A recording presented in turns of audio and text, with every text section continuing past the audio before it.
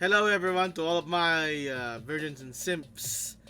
Today is the day after NXT Deadline. Well, dito lang sa Pilipinas. Pero, ayun, check natin yung results, recap natin, then let's talk about the matches, especially the Iron Survivor matches. They were quite interesting, picked my interest. But before all that, let's pause all the music and we're gonna do our tradition to like the video, subscribe to the channel, and hit that bell icon for 30 seconds. Ayan, so, yeah, NXT Deadline, the day after. This is a show here in this channel na ina-analyze natin, nire-recap natin yung mga nangyari the day after a special show. So it's just not wrestling anymore.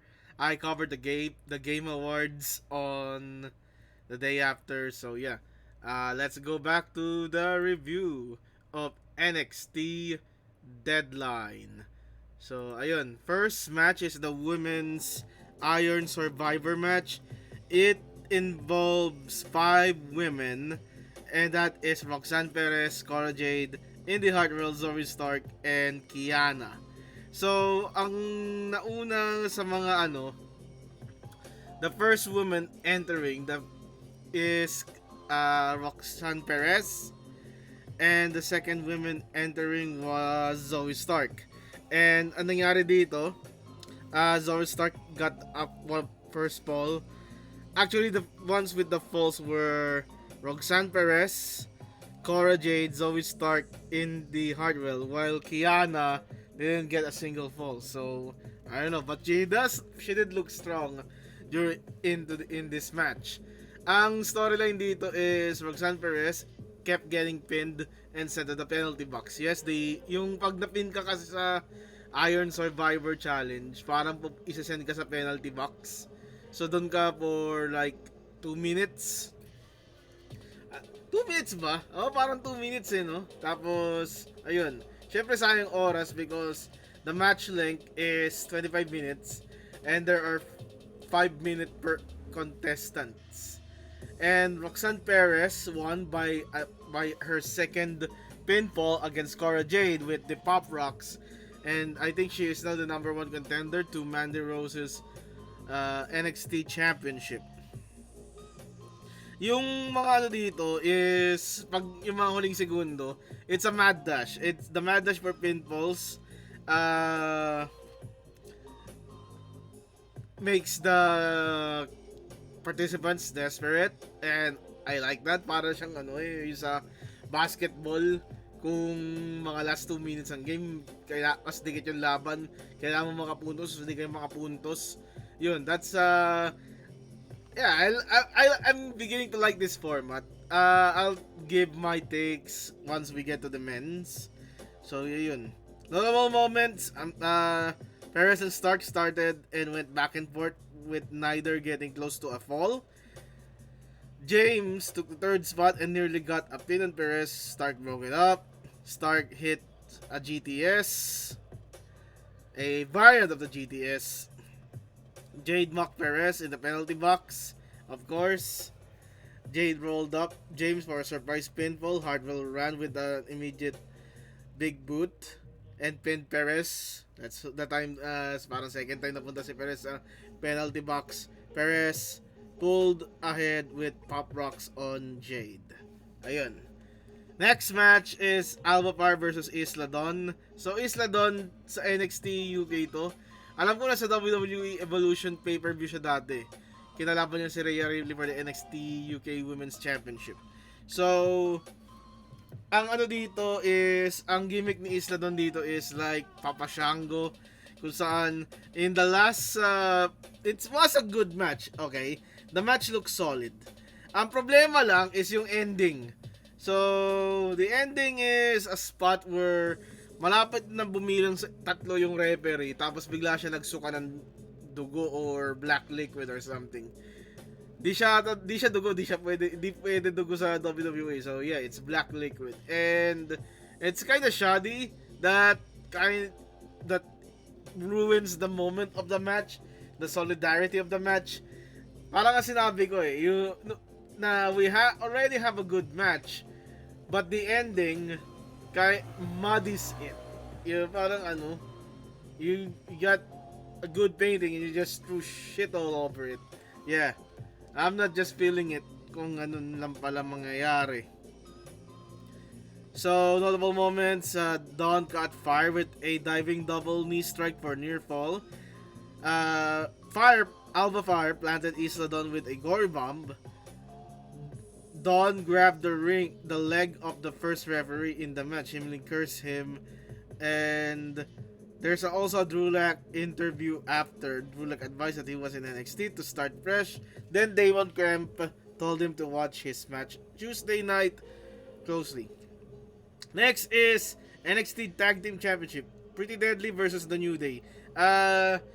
This is the match where Booker T is insufferable sa kanyang commentary.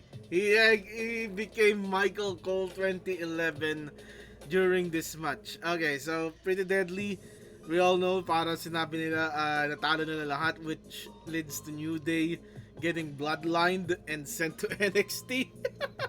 Ayun. So, notable moments here. Woods did the side blade check to Wilson. Pretty Deadly took over the action by throwing Kofi into the corner. Steel post. Hot tag from Woods took out both members of Pretty Deadly. Everyone did their Eddie Guerrero light cheat and steel spot. And yes, Kobe hit Wilson outside with Trouble in Paradise. And then, in the end, New Day became NXT Tag Team Champions, which leads to Kofi Kingston being a 15-time Tag Team Champion, beating out Edge and Booker T. And Booker T is furious. Next is the Men's Iron Survivor Challenge. Great heel hit by Grayson Waller. So Grayson Waller wins. He stole the pinfall from Carmelo Hayes of a driving axe kick on Axiom. And Axiom keeps getting inside the penalty box. He did do a good spot. Yung nag-pull up siya sa penalty box niya. Yung para lang umalis. Kasi parang pinagtatawanan siya or inaano ni sino yun? Ni Joe Gacy ba yun? O ni JD McDonough? Or ni Grayson Waller? The heels hate him. It's Axiom versus I think it's Axiom versus 4 heels. Let's see. Joe Gacy is a heel. Melo is a heel. Yeah, it's Axiom versus 4 heels, I think. So JD McDonough ended with no pinfalls. Yeah. So what solidifies the Men's Iron Survivor Challenge is the proof that this concept works. And ayun, everyone had their moments. Everyone did not lose to ano ba ibig sabihin nun? Did not get lost in the match. So ang tingin ko kasi dito sa Iron Survivor Challenge, it's just simply a fatal 5-way with pinfalls. Tapos instead of, di ba sa fatal 5-way tuloy-tuloy yung laban, but it's just that one competitor slides out of the ring, it becomes a fatal 4-way. Yung concept dito in this is yung pag alis ng isang competitor, it's just materialized inside the penalty box. And unlike sa women, dito demonstrate paano yung mangyayari if there are 2 wrestlers in a penalty box. Will they fight or will they brawl out or something? But yeah, there's some infighting, there's some brilliant spots, not comedic. Joe Gacy looks strong here. He quickly pick up 2 falls, but yeah, Grayson Waller won. He drank water on his boot, up from his boot, which is gross. And yun, I'm gonna get that image, okay? Yeah, you see that? He's drinking up from his boot. He's drinking water up from his boot. I'm no cap. He's drinking water up from his boot. Yeah, this is the match of the night for me. Very nice showing from all of the contestants. Now we got Braun Breaker versus Apollo Crews. I'm just gonna read it all up in the Bleacher Report. Paul Cruz used everything in his arsenal to defeat Braun Breaker, but nothing worked. Finally, Breaker ended it with a spear to retain his title. Then afterwards, Waller took out Breaker with a running cutter and kneeled over the champion with his NXT championship. And yeah, Breaker took out Cruz outside with a somersault plancha. Breaker's a star. But there's nothing. I never see anything hype about this match. I think you would have ended with the men's Iron Survivor, to be honest. And yeah, I think due to the circumstances that Grayson Waller will attack Braun Breaker after the match, is that why this is the main event? But it should be the men's Iron Survivor. Seriously, it just the post match assault just justified why Breaker versus Cruz was given that spot. But yeah, you get what I mean. The real main event is the men's Iron Survivor, but the NXT Championship came in last because of that angle. Okay, so anything to adjust with the men's Iron Survivor or the Iron Survivor Challenge in particular? Tingin ko yung timing, longer penalty box time. 2 minutes seems like a breeze. You know that 2 minutes seems like a breeze. Tapos may pumuna pa parang bakit nagtakbuhan pa sila nung kinuha ni Waller yung pin, not pin Action. Well, smart ass. Action got pinned before they scramble. So that means Action cannot be pinned because he got the penalty. So ayun. That's your answer.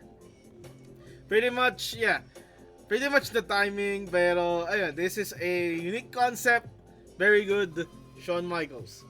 And that is the day after. Pretty good pay-per-view, solid. I think I think NXT is becoming enjoyable in its sports entertainment arc after Halloween Havoc.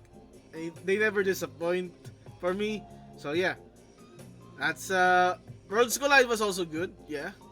And yeah, another solid show in NXT. Not as solid as Black and Gold, but in this sports entertainment years for NXT, I think this is one of their best. Yeah, this is Harriet.